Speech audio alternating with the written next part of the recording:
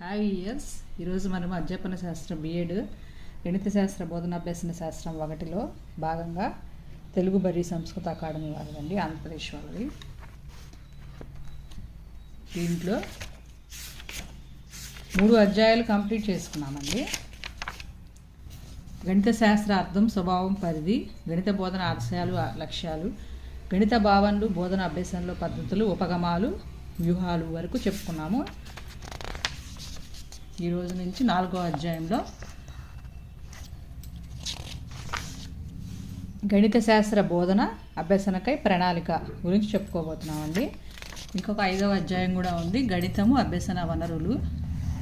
దీంతో ఈ book complete అవుతుందండి. ఇంకా 2 అధ్యాయాలు చెప్పుకుంటే తెలుగు అకాడమీ బుక్ చాలా ఇంపార్టెంట్ అండి. ఇంకా బేసిక్గా ఈ బుక్ నుంచి వస్తాయి, చాలా వరకు వస్తాయని చెప్తాను, కానీ మొత్తం 40 బిట్స్ వస్తాయని చెప్పలేమండి. ఎందుకంటే ఇంకా మనకి ఇవి రీసెంట్గా ఈ మధ్య 2023లో ఆంధ్రప్రదేశ్ ప్రభుత్వం వారు రిలీజ్ చేశారు. కాబట్టి ఈ బుక్స్ బేసిక్స్ అండి, బేసిక్స్ కింద ఉపయోగపడతాయండి. అందుకోసం అని చెప్పి మనము ఇవి 2 బుక్స్ ఉంటాయి, 1, 2 పిఎడ్ వాళ్ళకి సంబంధించి. Reprint 2024, first edition 2023. కాబట్టి ఈ బుక్స్ నాణ్యమైన పుస్తకాలండి. దీనికన్నా ముందు వచ్చిన బుక్ ఒకటి ఉంటుందండి, అది తర్వాత ఈ 2 చదువుకుంటే సరిపోతుంది. ఇవి ఎందుకంటే ఇవి బుక్స్ మారిన బుక్స్లో నుంచి ఈ అప్లికేషన్గా చాలా బాగుందండి. ఈ బుక్స్ అప్లికేషన్ పరంగా బట్టి కదండి. మ్యాథ్స్ మెథడాలజీ అంటే హౌ టు టీచ్ మ్యాథ్స్ అని నేర్చుకుంటూ వెళ్ళాలి. ఎంతైనా డెఫినేషన్ గుర్తుపెట్టుకొని చదివితే చిన్నపిల్లలాగా ఉపయోగం ఉండదు కదండి. అందుకోసమని ఈ బుక్ చాలా బాగుంటుందండి. మనం అప్లికేషన్గా ఆలోచించి చదువుకుంటూ వెళ్ళాలి. అంతేగాని కరెక్ట్గా ఈ బుక్ నుంచే వస్తాయి ఇన్ని మార్క్స్ అని చెప్పుకోలేమండి. కాబట్టి జాగ్రత్తగా వెంటే అబ్జర్వ్ చేసుకుంటూ వెళ్ళామనుకోండి ఈ బుక్, తర్వాత ప్రాక్టీస్ బిట్స్ చేసుకుంటే మనకి కొంతలో కొంతైనా మనం ఉపయోగపడుతున్నాయండి ఈ బుక్స్. సో ఇప్పుడు 4వ అధ్యాయంలో ఉన్నాము మనము.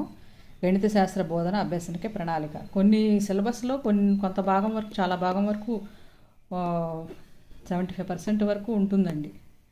మిగతాది అప్లికేషన్. ఇప్పుడు ఏ బిట్ ఎలా వస్తుందో చెప్పలేము. డిఎస్సిలో అప్లికేషన్ పరంగా ఆలోచిస్తే ఆ పేపర్ మొత్తం కూడా శాస్త్రవేత్తలు నిర్వచనాలే ఇవ్వరు కదండి.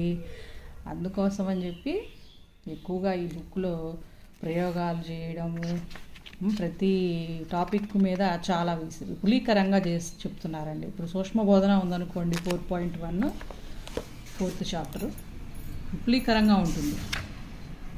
మనకి నిత్య జీవితంలో ఉపయోగించగలగాల. ఇప్పుడు ఏదన్నా ఒక టాపిక్ అది నిత్య జీవితంలో ఎలా ఉపయోగిస్తున్నాము, దాని మీద ఏదైనా బిట్ అడిగినా చెప్పే విధంగా ఉండాలి.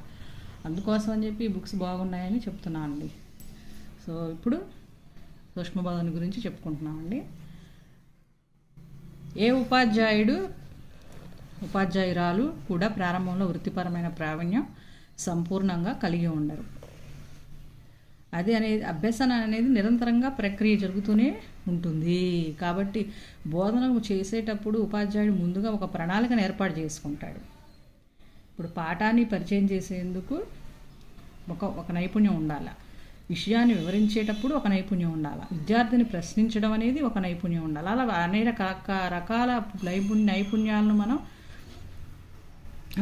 ఎలా విద్యార్థికి లెసన్ చెప్పే విధంగా ఉపయోగించాలో ఇవన్నీ కలిగి ఉండాలండి. విద్యార్థిని అభినందించడం కూడా ఒక నైపుణ్యం. ఇలా ఒక పాఠం సమర్థవంతంగా బోధించడానికి ఉపాధ్యాయుడు అడుగడుగున నైపుణ్యాల్ని ప్రదర్శించాల్సి ఉంటుంది. సో మైక్రో టీచింగ్ అంటే ఒక 5-10 విద్యార్థులకు పరిమితం అవుతుంది. 5-10 నిమిషాలు చెప్పుకుంటూ ఉంటారు. ఇది మనకి బిఎడ్లో ట్రైనింగ్ చేసేటప్పుడు తెలుస్తుంది. ఒక్కొక్క బోధనా నైపుణ్యంపై పట్టు సాధించడము అనేది ఎటువంటి వారికైనా కష్టమే. ఒకవేళ పట్టు సాధిస్తే ఒక్క బోధనా నైపుణ్యం గురించి దాన్నే సూక్ష్మ బోధన అంటారు. ఛాత్రోపాధ్యాయుని బోధనను పటిష్టపరచడానికి 1961లో స్టాన్ఫర్డ్ విశ్వవిద్యాలయంలోని విద్యావేత్త D.W. Allen